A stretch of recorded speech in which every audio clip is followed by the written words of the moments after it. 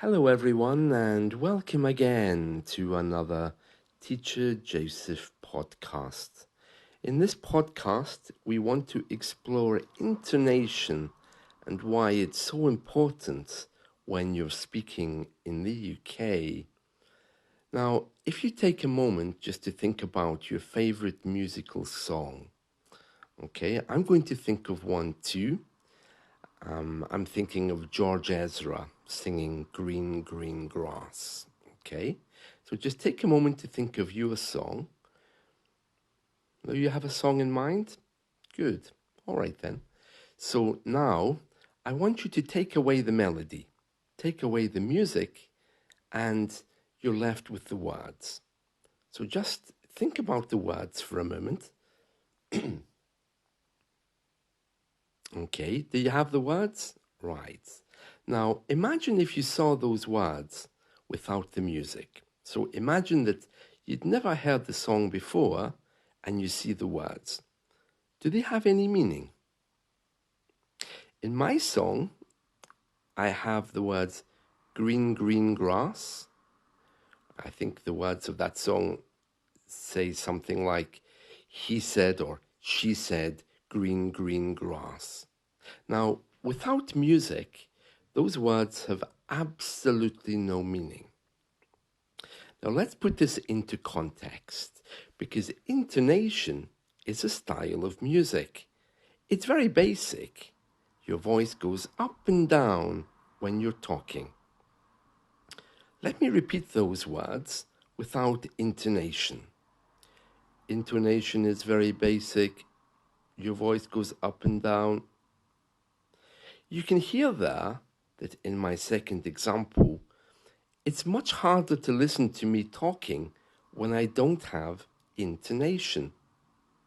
Now, many cultures around the world don't really use intonation when they're talking, but they do still use stress to get their points across.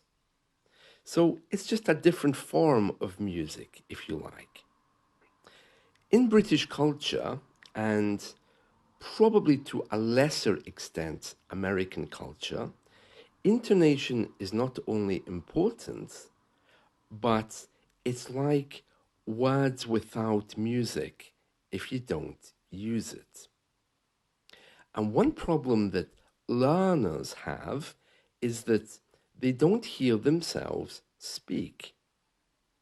When I'm speaking in English, I don't hear myself speak, but I do know that I'm using a lot of intonation. Our minds tell us how we're speaking, but we don't actually hear how other people hear us or perceive us. Even though I do podcasts every day, I'm still quite devastated when I hear my own voice because it shows me really how I sound. And I think, really? I sound like that, do I? And I'm always a little bit disturbed by it, as I'm sure you are. So this shows that how we sound in our own minds and how other people perceive us are often two very, very different things. And it's really important to think about this when you're trying to give a presentation or if you're working in a team. Now, all around the world, those of us who've worked in teams, and we all have, okay, especially during the 1990s and the early 2000s, they brought in this thing which was called 360 feedback or 360 feedback. And that allows you the opportunity to ask your colleagues what they think of you. And anonymously, they can reply. And then your boss can use that as a way to try to determine what kind of person you are. Now, this is quite disturbing for a number of reasons. First of all, of course, it can affect your salary. Secondly, it can be very deflating in terms of how you view your own communication skills. And thirdly, it's a way, a very strategic way, for your boss to either move you to another team or to get rid of you if you're temporary. Now, all of us at some point have had targets. Usually there's individual targets to deal with 60% of the workload every day, or to ensure that all calls are answered within the third ring, if you're working in a call center, perhaps. We all have individual targets given to us by our boss, okay? But usually there's a number of team targets which you have to meet as a team rather than individually. And how they measure those targets, usually there's something in there about being a good team player or supporting the team at all times, something like this. They can sometimes be personal, or sometimes they can be whole team targets to bring about a sense of unity so that you feel like you're participating.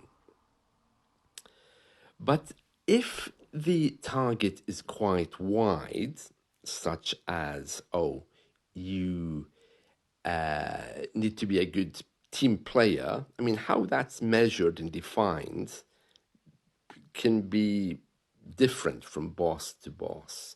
But in there, you may well find that your boss has something like feedback from another member of staff that on one particular day you were not so polite, or feedback has been given that perhaps you were rude one day. All of this stuff is perception. None of it is really real, but it may well have been caused by your lack of intonation. Let me give you a few examples. How are you? I'm fine. How are you? Fine. How are you? Yeah, well, I'm fine, I suppose. The top one shows a very happy, joyous person. The middle one is giving the idea, don't talk to me. And the next one is saying, I'm not okay. Okay? So you can see there that even using one of the last two at work, especially the middle one, easily your colleague might think, that's a little bit sharp.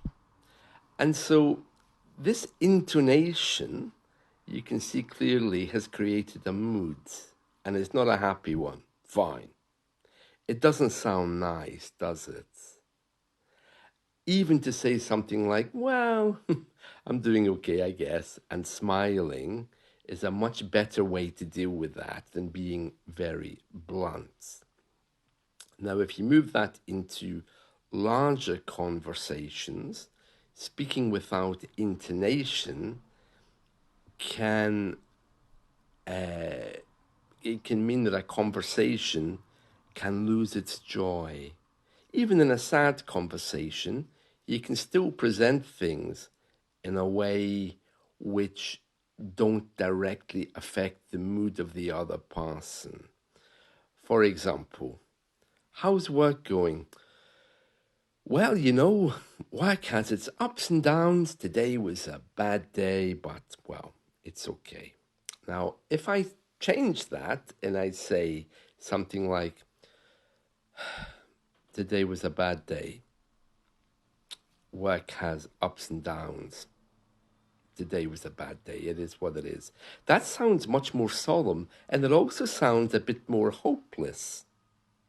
So just to remember to move your voice up and down a little bit, as well as smiling, even if it's something which isn't particularly funny, that goes a long way with customer service and in team building in the UK. There's a saying they have here that there's no I in team, which means that there's no room for you to bring in your personal problems.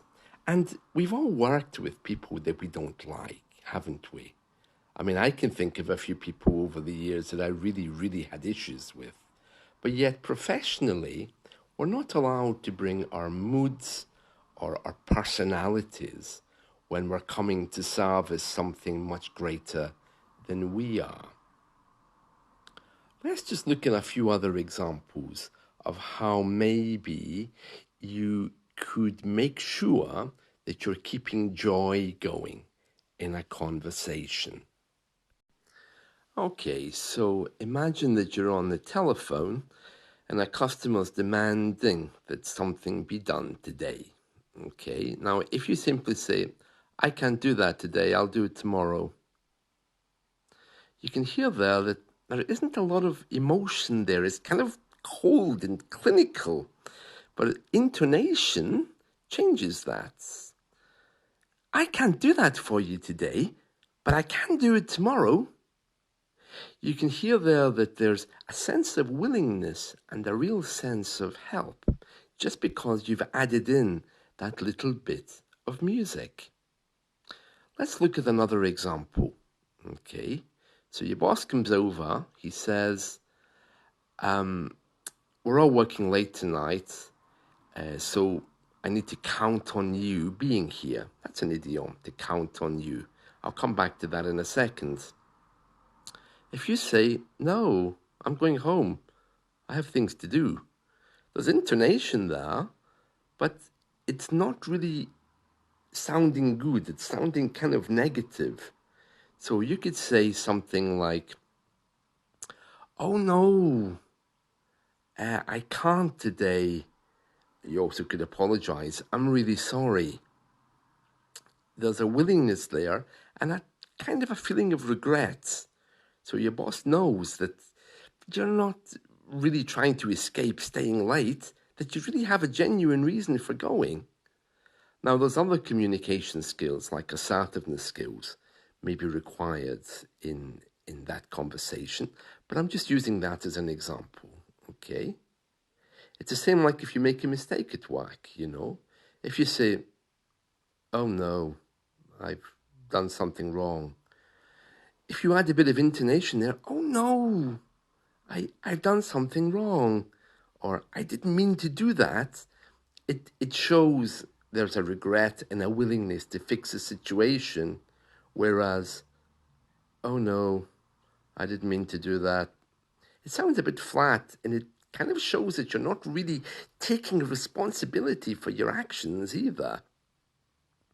By the way, count on me is a wonderful idiom. It means trust me, I can help you. Count on me means you can count on me, you can trust me to help you with that thing. Count on me. Okay? Count on Me is also a very popular song for those of you who are old enough to remember the 1980s and TV shows. There was one in particular called My Two Dads. My Two Dads was an American TV show, and it's not what you might think.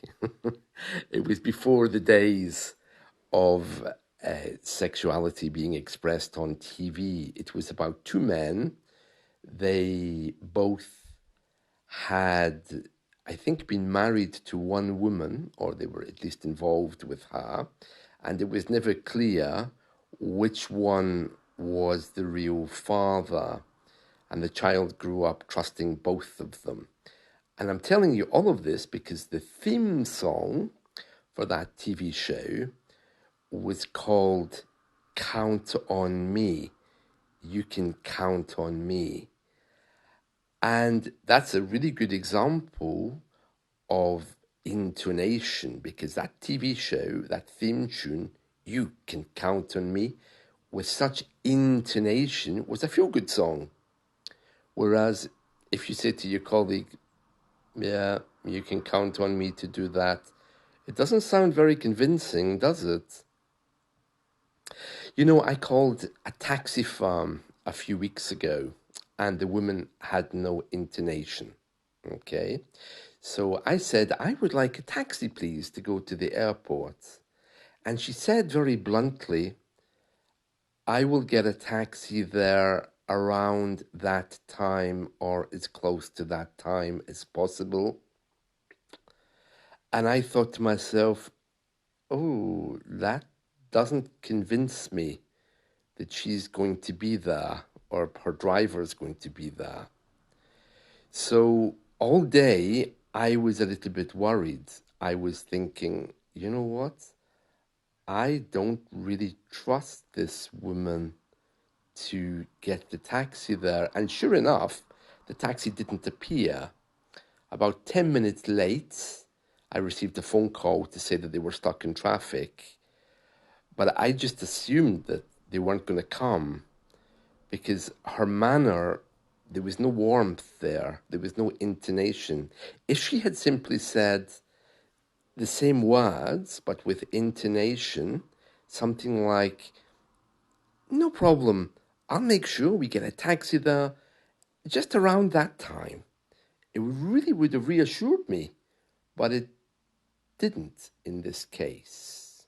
Okay, so you can hear there why intonation is really, really important.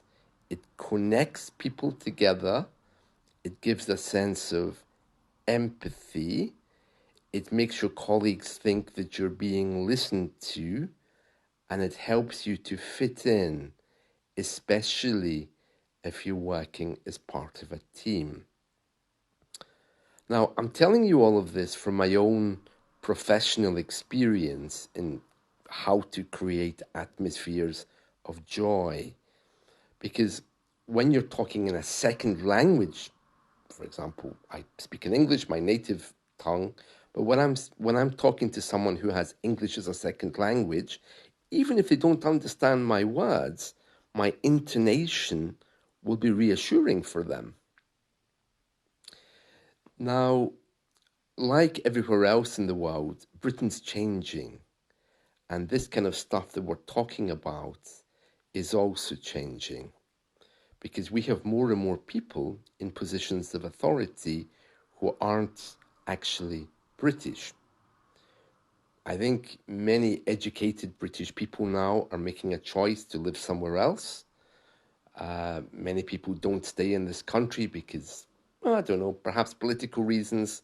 There may be personal reasons that I don't know.